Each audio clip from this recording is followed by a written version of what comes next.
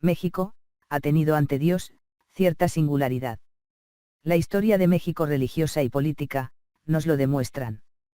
Cuando un hombre o una nación, han de ser grandes, hay un secreto en la afinidad del alma y en los gestos individuantes, que lo anuncian. Los individuos tienen rumores extraños y gravitaciones profundas, que los impulsan desde adentro a esa vocación misteriosa, a su predestinación. Las naciones están dominadas por esa ley secreta a la predestinación, a la gloria o a la esclavitud. La fisonomía espiritual de México, tiene todas las características de un pueblo grande en lo religioso. No mido el poderío de México, por las estadísticas gloriosas de las batallas, ni por los puestos en la producción de los metales, ni por la grandeza numérica de sus divisiones, ni siquiera por la pompa efímera de su producción artística. Nada tan periférico, como mirar así a México, tierra de volcanes y de insurgentes, llena de divisiones de generales, y de mariachis nocturnos bajo las rejas prometidas. México, hay que mirarlo desde la otra ribera, casi desde la divinidad. Y desde ahí, contemplamos esos destinos gloriosos, de tanto mártir mexicano y de tantos inditos llenos de sencillez, con el rostro prieto y aceitunado de los aborígenes autóctonos, llenos de tilmas que amparan el sufrimiento y la plegaria resignada. Pueblo hecho para la esclavitud del Evangelio y para el servicio de los grandes. Sufrimiento y audacia quemada, en la aventura indiferente de jugarse la vida por el Señor de los cielos o de la tierra. Pueblo de alma elemental, emparentado con los pardos sayales franciscanos, llenos de alegría y de servicio, perfumados de avesmarías y de abandono. Casta de ascetas sin ventura, buenos para levantar pirámides cristianizadas, florecidas de cúpulas coloniales bajo la gloria de los arquitectos de Castilla.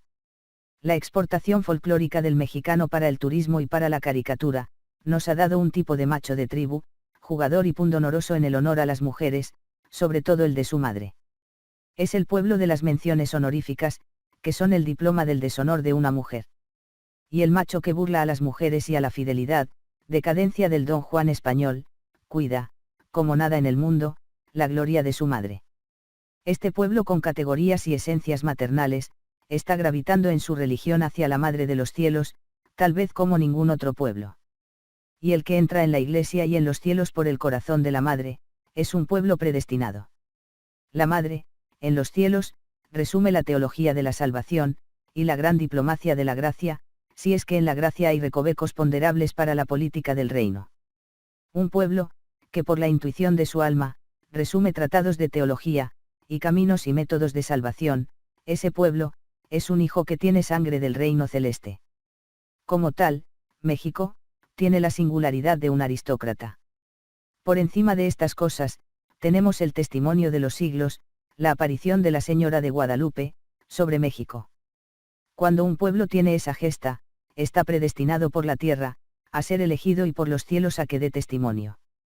México, es elegido por la tierra porque aún más allá de las noches evangélicas, la sangre azteca, con su poderío de grandes reinos tributarios, de grandes culturas llenas de pomposas manifestaciones arquitectónicas, de briosos guerreros llegados de la noche, de emplumados salvajes tintos con la sangre bebida en los sacrificios de las vírgenes sacrificadas en los teocalis, de esa legión agorera de brujos y sacerdotes amparados en los celotes sagrados o en las fuentes conjuradas bajo las sombras.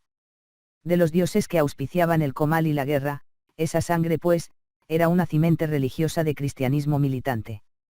Pueblo de grandes, amamantado con la sangre doctrinal de los mejores soldados y de los mejores evangelizadores. Si algún pueblo tuvo una suerte mejor en el descubrimiento y de la depuración moral de sus encomendadores y de sus clérigos fue México. México se llevó lo mejor de la conquista, la flor y nata de los soldados, y el cogollo y la solera de la teología y del evangelio.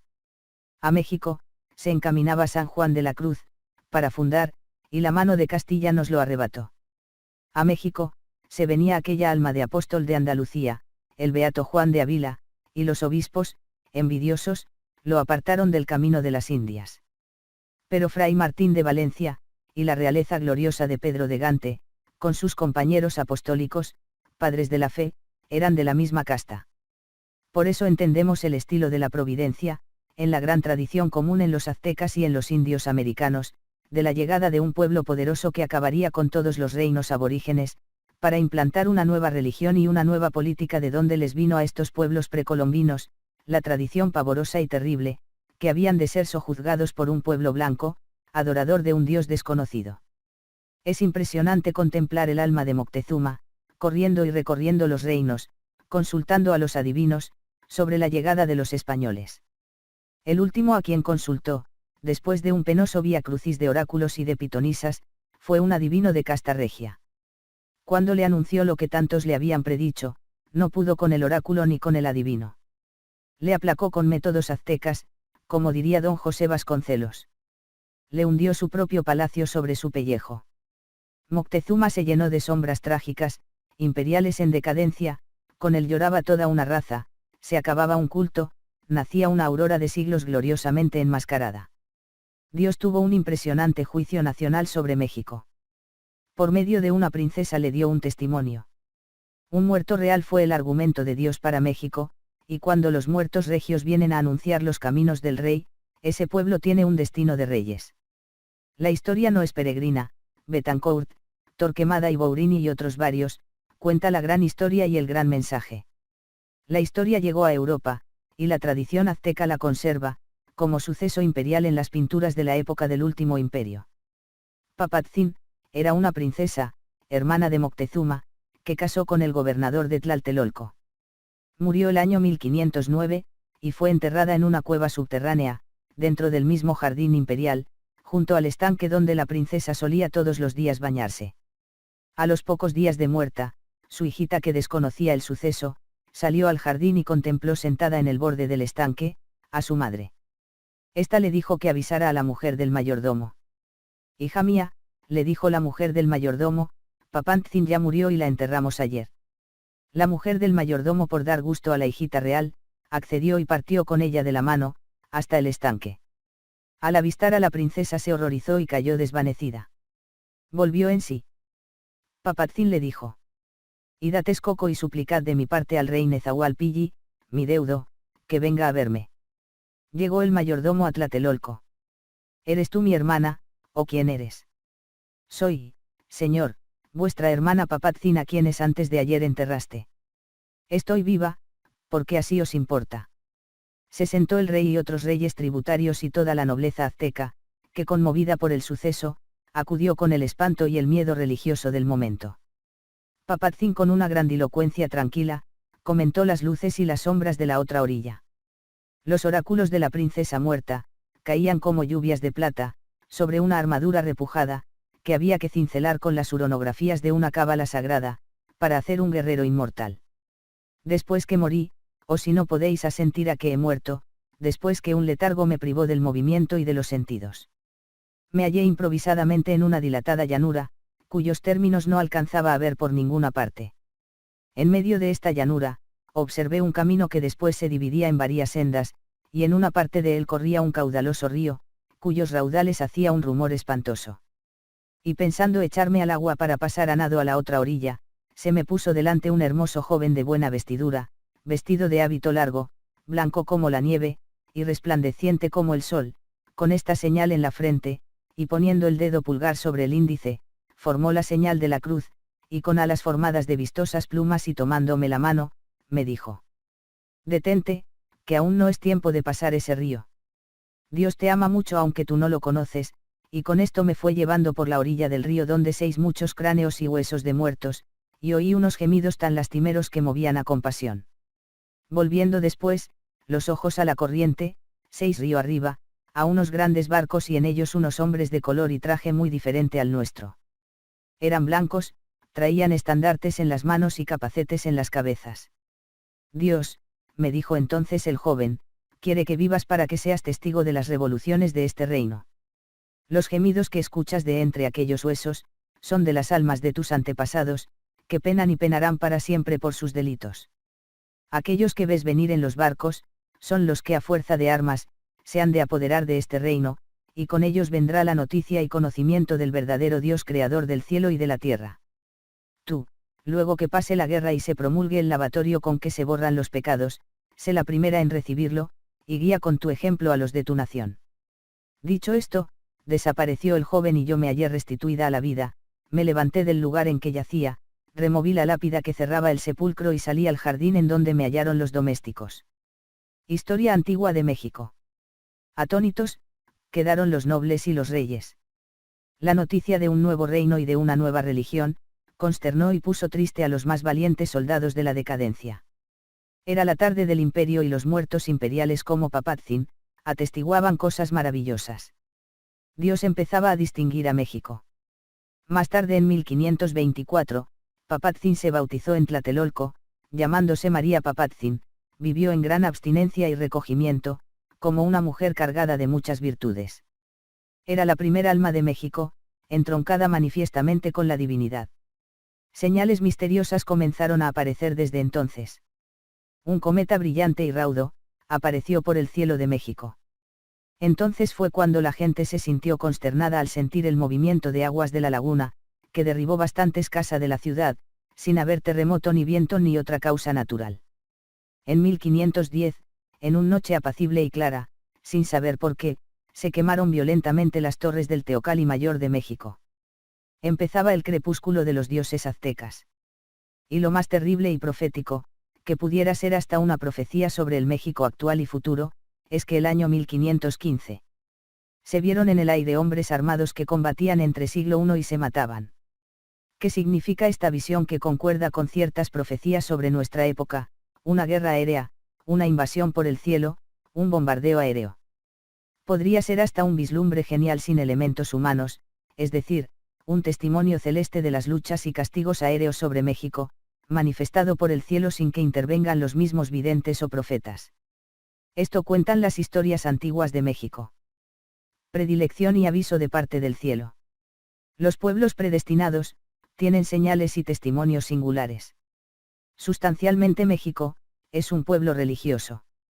La etimología de su nombre nos lo está indicando. México, significa, altar en la roca. Parece que el mismo nombre tiene una gran alusión a la Virgen, en la montaña del Tepeyac. La leyenda del pueblo azteca, nos trae una lejana y entrañable afinidad con Israel, el pueblo escogido. México, fue una tierra prometida por la profecía de Huitzilopochtli, al sacerdote de la misma divinidad Tenoch, cuando veáis sobre un tunal un águila devorando una serpiente, esa será la tierra prometida de los dioses. Los aztecas, tienen pues, una profecía, una tierra de promisión y un errabundaje por mandato de los dioses. Y los aztecas caminantes en el destierro por el valle, encontraron un día el águila parda y majestuosa de la profecía. Desde entonces, el símbolo y el escudo de México, adquieren misteriosas resonancias bíblicas. La profecía de Huitzilopochtli, tiene misteriosas afinidades con la Virgen de Guadalupe. El altar en la roca del pueblo, entroniza la religión antes que la patria, el pago o la tribu. Cuando la Virgen de Guadalupe habla a Juan Diego, le recomienda su voluntad para que el señor obispo y el pueblo, la llamen, la siempre Virgen María de Guadalupe. La Virgen María se dirigió a Juan Diego en náhuatl. Al expresar la voluntad de llamarse, Guadalupe, lo hizo con este sentido profundo de la unión del significado de México con la Inmaculada.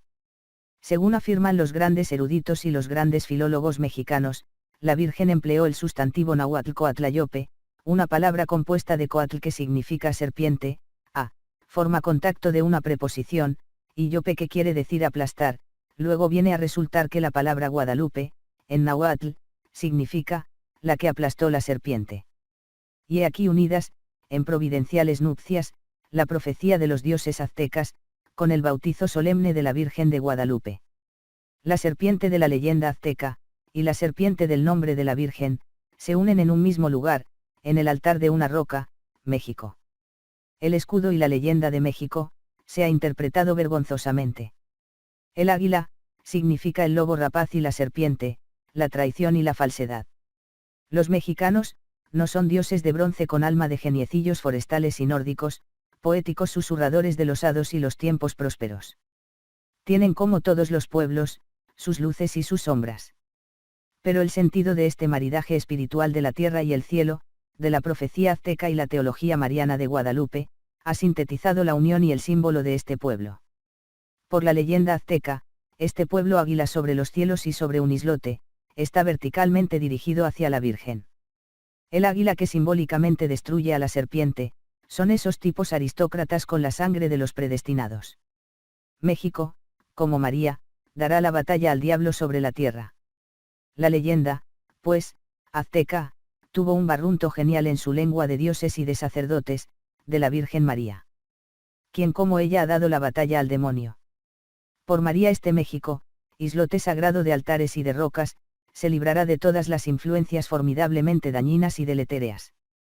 Podrán caer los buenos como semillas al surco sin victoria, pero la victoria de los mexicanos, como la de los auténticos cristianos, es caer silenciosamente, no haciendo retóricas de la muerte. México ha caído como los buenos. Por eso, ser mexicano, auténticamente mexicano, es ser casi predestinado. Y nada mejor como nacer bajo esa águila de María en esta tierra que está predestinada a la tentación y a las insidias del diablo, pero por la lucha y la protección de María, también está predestinada a la gloria. El mensaje de la Virgen de Guadalupe, tiene una gran filosofía. En ninguna de las apariciones de la historia, la Virgen ha dado un testimonio tan humano y tan poético, de su venida. Manda por delante como embajadora de sus sueños y de su protección a las rosas maravillosas de un diciembre primaveral. Cuando la Virgen manda rosas a un pueblo y a toda una generación de hijos, ese pueblo está predestinado al amor de la madre. Porque esos son las rosas, la melodía enamorada de todos los jardines y la poesía de todas las fragancias hecha en canto. Cuando las cosas se dicen con flores, están muy lejos los castigos y muy cerca la intimidad. La admiración se ha hecho amor y la protección, se ha dulcificado a su máxima cualidad, la maternidad. No hay reyes por medio, sino el indio Juan Diego. Ningún contestador, ningún evangelizador, fue señalado para la gran misión y el gran mensaje. Y el amor no necesita filósofos, sino poetas y cantores. Por eso, este pueblo se ha hecho junto al regazo de la guadalupana, niño como ningún niño, y poeta y cantor, como los trovadores medievales al pie de los castillos o bajo la sombra de los pórticos, en las vísperas de las grandes romerías. La Virgen manda también su retrato y dedicatoria en lenguaje mestizo de indita glorificada y humilde. Para Europa, venían bien, las madonnas bizantinas, hieráticas y reinas en su trono, con su cetro. O las madonnas cortesanas, llenas de glorias inaccesibles bajo los cielos y las miradas trinitarias del empíreo. En México, el cielo y la revelación, se han hecho democráticas y raciales, con el color de los soles aztecas de bronce, y con las lumbres doradas como plumas de guacamayas y aves del paraíso de los Andes. El mensaje de Guadalupe, es un mensaje de amor, no hay castigos ni tremendas ruinas que anunciar al pueblo, o a los gobernantes. Su silencio tiene una profundidad de cruz. México, ha tenido una historia penumbrosa a la luz de este mensaje. La guadalupana, nos trae una protección y una sombra como aquella que guiaba a los israelitas por el desierto. Las palabras de la Virgen de Guadalupe a Juan Diego, tienen sabor para todos los mexicanos. Oye y ten entendido, hijo mío, el más pequeño. No estoy yo aquí que soy tu madre. No estás bajo mi sombra. No soy yo tu salud. No estás por ventura, en mi regazo. ¿Qué más has menester? Y sin embargo, viendo la historia religiosa de este pueblo, diríase que esta predilección de la Virgen, no se ha cumplido. Se podrán vanagloriar las fuerzas negras, ocultas, la masonería, que ellos llevan la educación de las normales y de las universidades. Que la Iglesia no tiene libertad, sino una falsa apariencia de consentimiento. Se podría hablar de días de insurrección y martirio de los buenos, se podrá decir que el triunfo de los cristeros fue una broma sangrienta, podrán decirnos que han conquistado el ideal de todas las juventudes. Ese ideal para la indiferencia y esa calma chicha por todo lo que significa restauración moral y política. Todo se nos podrá decir. Pero yo os digo que hay dos maneras de triunfar. O en el Tabor, o en el Calvario. Y México ha tenido la gloria de triunfar en la cruz. Los triunfos y las buenas rachas políticas y los grandes frutos nacionales, algunos los obtienen en la gloria y la victoria. México como legado de María, tiene la cruz y desde aquí se triunfa. ¿Y dónde está la cruz? Ahí está ella, dolorosamente triste, atormentada místicamente. Por eso, hasta que no llegue el día glorioso de la restauración en Cristo, México, seguirá en la cruz, que es donde mejor se está, aun cuando nos duela. Y ahí está su eficacia. El que siembra desde la cruz, recoge desde el paraíso. En México, no podía faltar esa voz profética para el aliento y para los designios realizables. Por encima de los hechos de hoy, se llega el mañana designado y bordado por Dios, desde el ayer de su eternidad. La profecía que presentamos, tiene el sabor de ser, de una vidente india, de unos 23 años, llena de piedad y de singulares virtudes. Fue hecha en 1860 y pasó al conocimiento del señor arzobispo de México, por conducto de su confesor. Fue publicada en 1904. Los sucesos referidos tienen gran categoría de anuncio profético. Se cumplieron grandemente.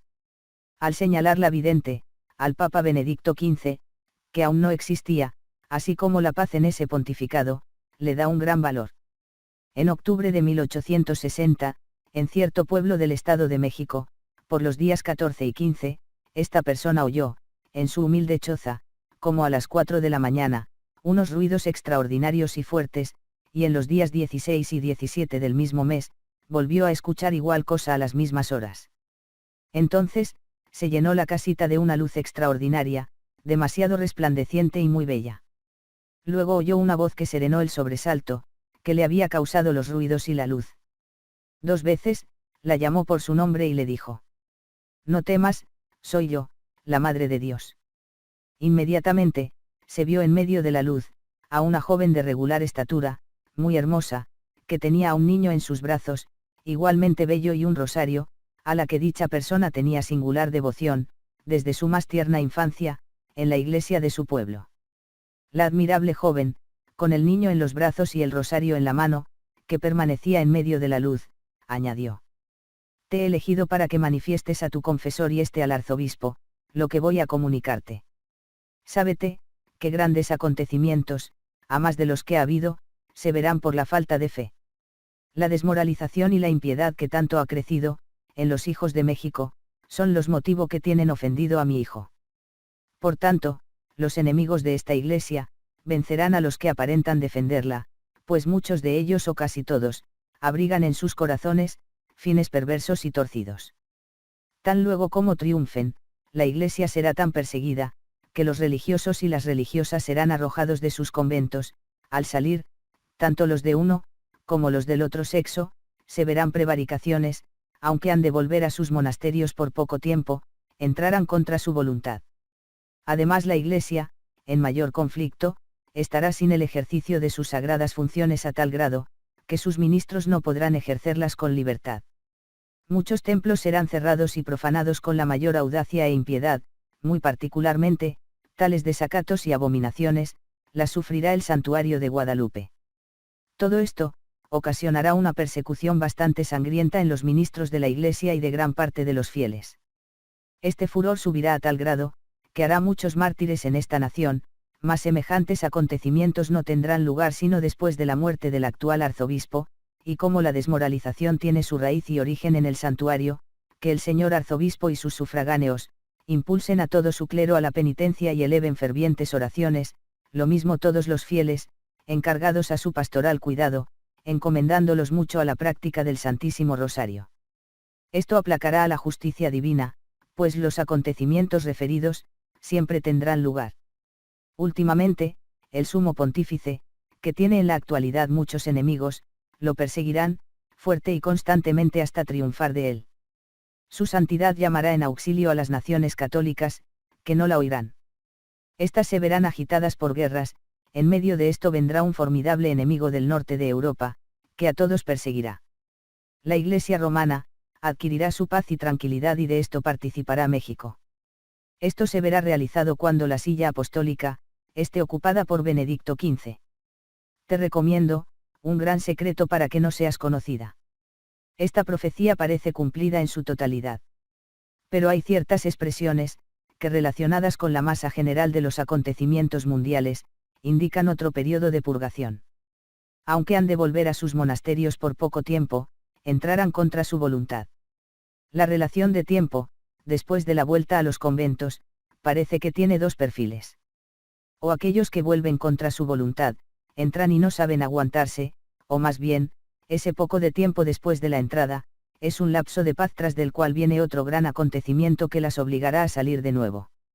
Mi interpretación más de conformidad con lo que se espera, parece denotar otro periodo de luchas, según el contexto de la profecía. Muy particularmente tales desacatos y abominaciones las sufrirá el santuario de Guadalupe. Aquí tenemos, otro texto que los hechos pasados parece que no lo explica demasiado.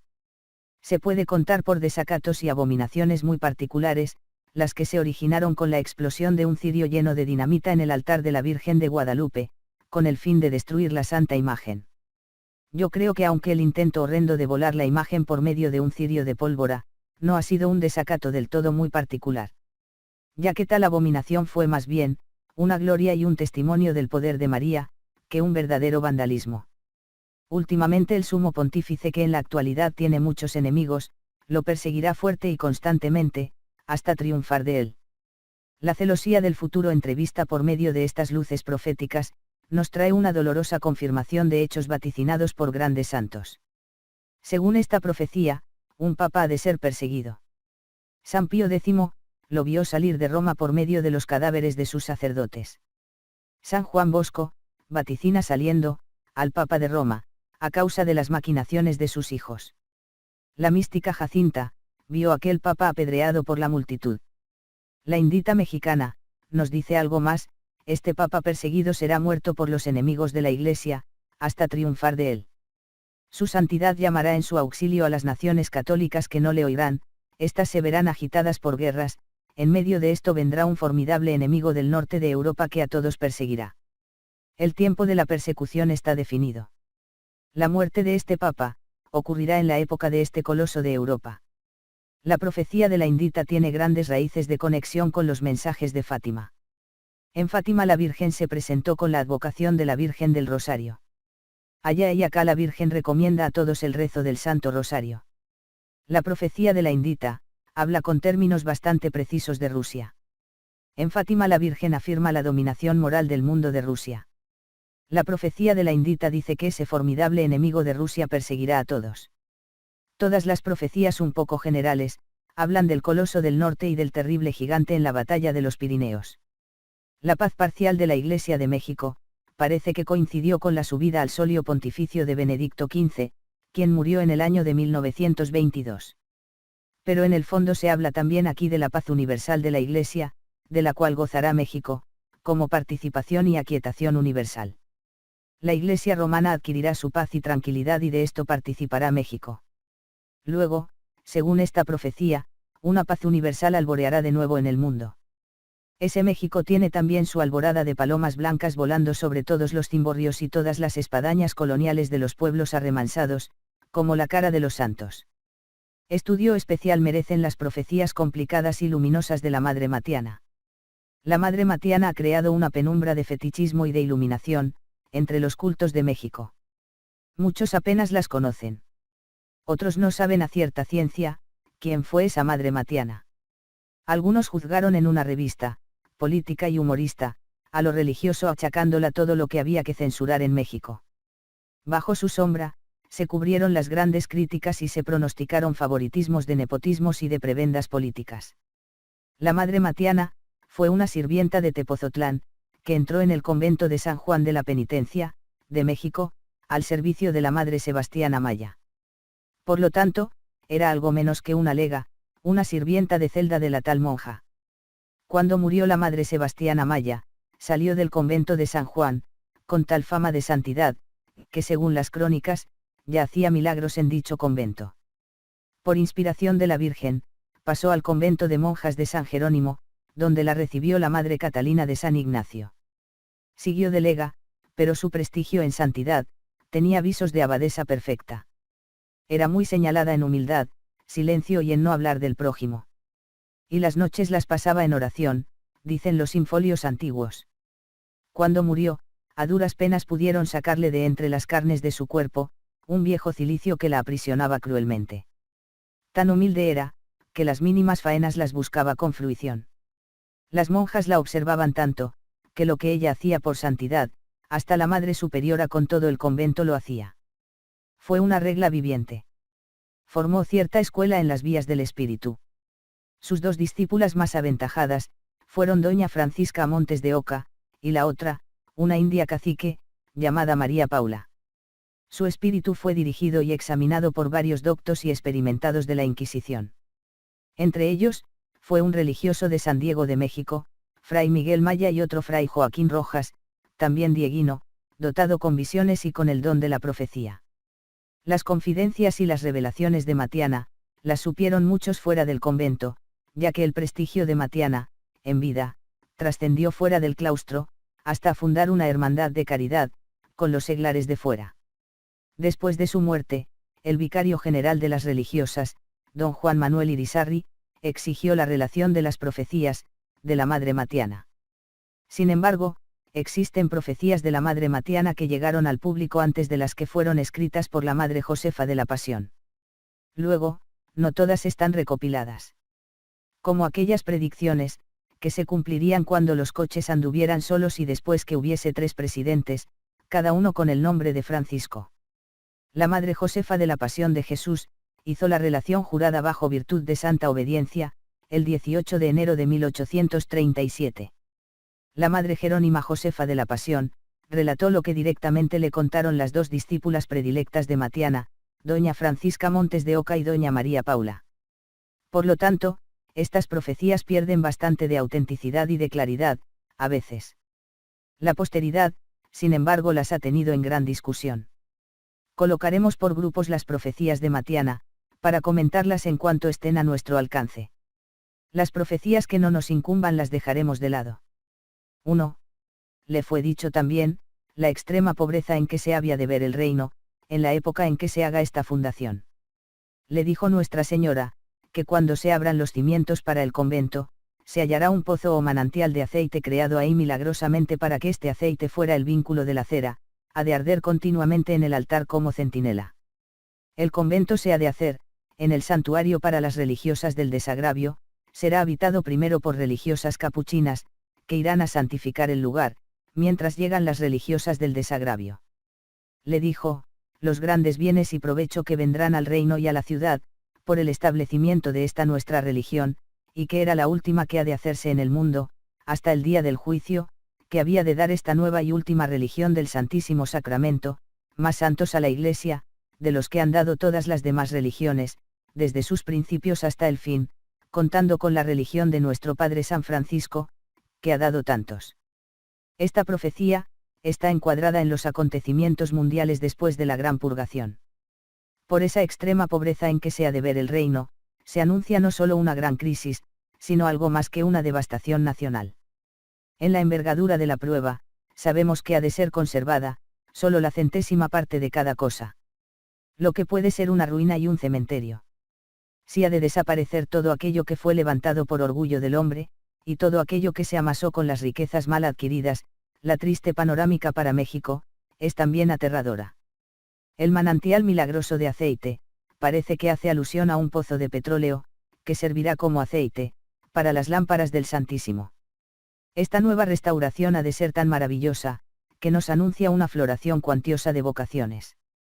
Ya algunos videntes han vaticinado para después de la gran restauración, la lluvia copiosa de vocaciones en todos los conventos y claustros. Y es claro, después de ese Pentecostés ecuménico, por el fuego, los hombres, y las mujeres llevados por un santo celo, dejarán las cosas que ya no merecerán la pena, y se irán a los conventos y a los seminarios, a servir a Dios. Volverá de nuevo sobre los hogares católicos, aquella tradicional manera de entregar lo mejor a Dios.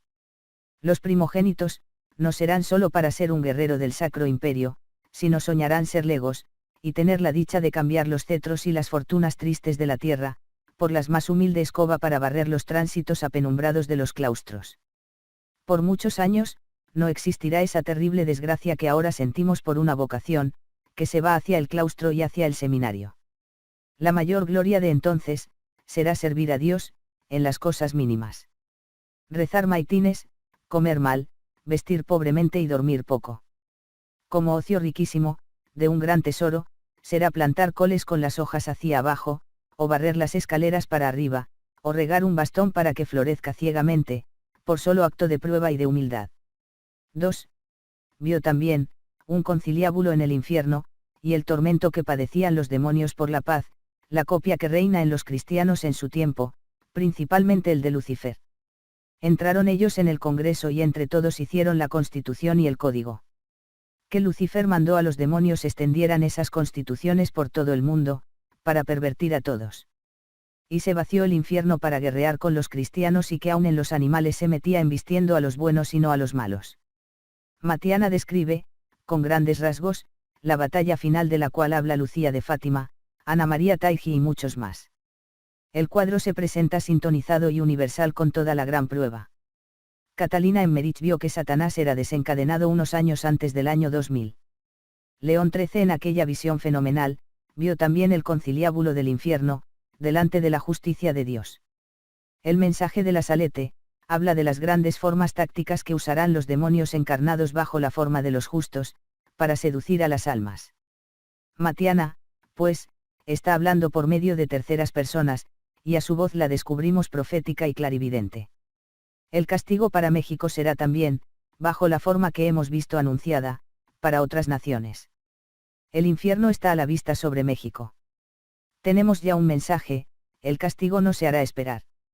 Vio y declaró la gran tragedia de la insurrección, la persecución de los españoles, su expatriación y demás.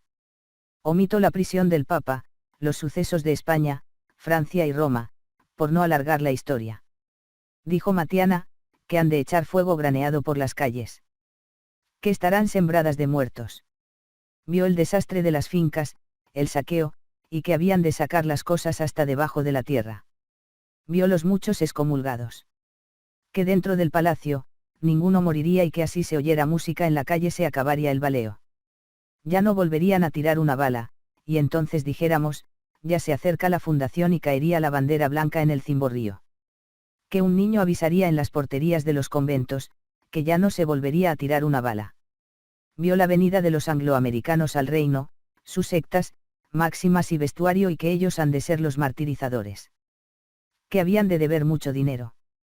Vio los martirios que serán en la ciudad, la salida de las religiosas de todos los conventos, hasta las capuchinas, y que se verán dichas religiosas en tanta pobreza y necesidad.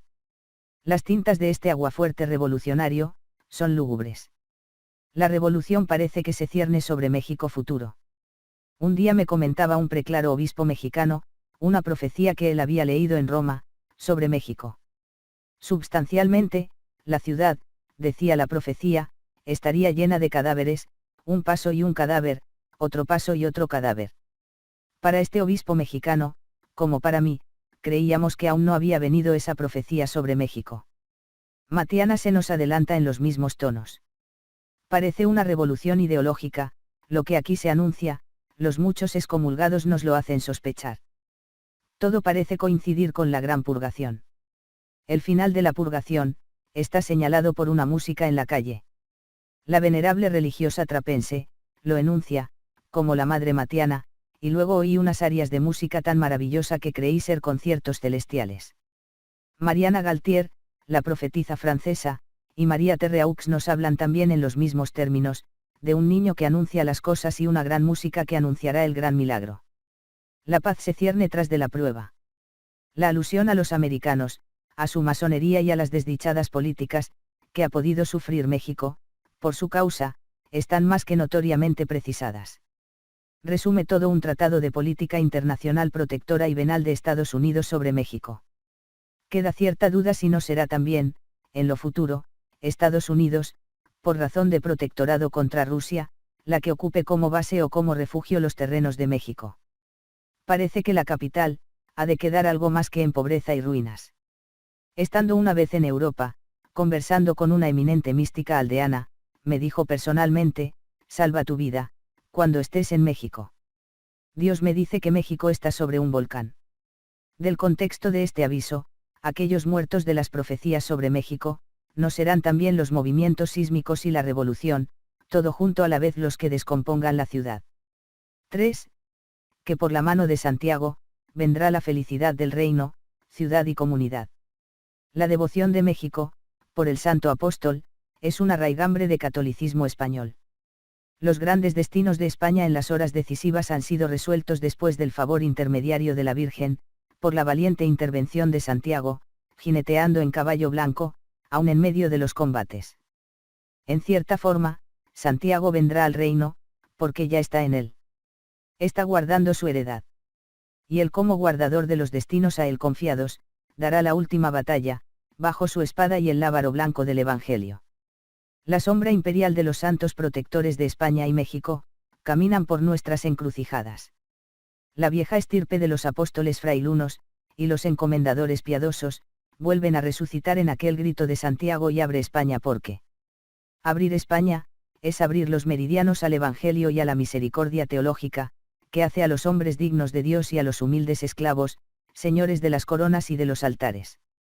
Y ser español, como ser mexicano, en el viejo tronco de la fe y de la Virgen de Guadalupe, es ser ecuménico y universal. Aún se me han quedado rezagadas las huellas de profecías sobre México, que no he podido constatar. Una de ellas, es la profecía de los dos Adolfos que coincidirán en el poder de México, y en cuyo término ocurrirán los grandes acontecimientos. Allá queda Concha Armida, con el tesoro de sus revelaciones, y otras sombras, llenas de místicos discernimientos se han quedado volando sobre el alba de México. Cuando se despierten estarán claros los eternos luceros del Evangelio. Pátzcuaro, tiene uno de los más hermosos Cristos coloniales de México. Pero más hermosa es su leyenda. La leyenda del Cristo de Pátzcuaro, tiene una afinidad con aquel Cristo de la Vega de Toledo, que Zorrilla cantara en A buen juez, mejor testigo. Consta en unos documentos subfirmados, por cierto virrey y algunos obispos, que un día el Cristo se estremeció en convulsiones de moribundo ajusticiado. El milagro fue patente y rubricado por autoridades. Desde entonces, la postura de Cristo en la cruz es estremecida y convulsa. Y la leyenda, con no sé qué fundamento, se le quedó grabada en su imagen, el Cristo sigue estremeciéndose y poco a poco, va bajando su santa cabeza sobre el pecho. Cuando baje la santa cara hasta tocar el pecho, entonces habrá llegado el fin del mundo. Relató la última profecía sobre México. Tuvo lugar, en el éxtasis luminoso de una religiosa probada en virtud. Con una sencillez maravillosa, la religiosa mexicana de vida contemplativa, me lo contaba bajo el mandato de su superior religioso. La obediencia le hacía hablar para transmitir los mensajes. El día 1 de noviembre de 1958, estando esta madre con un grupo de religiosas, tuvo que abandonarlas. Su alma y su mente empezaban a trasvolar, barruntando la llamada de Dios. La urgían dolorosamente para el coloquio y el mensaje. Eran las 10 de la mañana. Salió a la habitación contigua. No pudo más y cayó transida de sollozos sobre el pupitre de la mesa de estudio.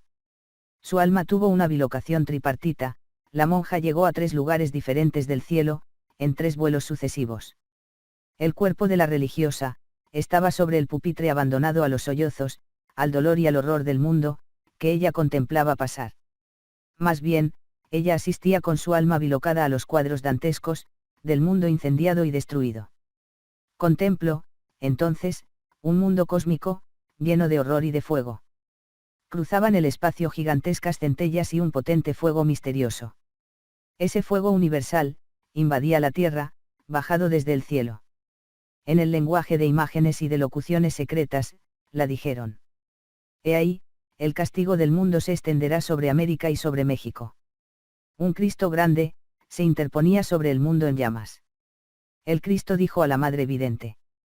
Ha llegado la hora del imperio de la cruz. Ha llegado el imperio de la cruz. La monja dialogaba con Cristo. Señor, ¿qué es el imperio de la cruz? Se quejaba amorosamente Cristo. Comprended la cruz, para que estos castigos, no os sorprendan descreídos ni desesperados. Hay que salvar el mayor número de almas. Hay que avisar a todos. Pero serán muchos los incrédulos y los escépticos. Ha llegado ya el castigo. Se está llegando. La vidente mexicana, cuyo nombre tengo que guardar, vio entonces sobre México en llamas, a la Virgen de Guadalupe. Se interponía en el castigo. Le decía, maravillosamente triste, a la monja. Di a mis mexicanos que estoy con ellos. Yo estoy con ellos en medio de la prueba. Luego, llegará la prueba, que para nosotros tendrá tal vez menos rigor, gracias a la intervención de la Virgen de Guadalupe. Llega la cruz para redimirnos, bajo la forma de gigantesca purga, a base del fuego y de cataclismos insospechados. Es la hora de amar la cruz, de disponernos al sacrificio, a renunciar a muchas cosas ilícitas, de amar lo que hemos olvidado. Llega la hora del imperio de las catástrofes y de los sismos atómicos. Solo por la cruz, se llega a la luz de la inmensa amanecida, y a la nueva primavera de México. México, será una de las naciones menos castigadas, porque está debajo del manto de la Virgen.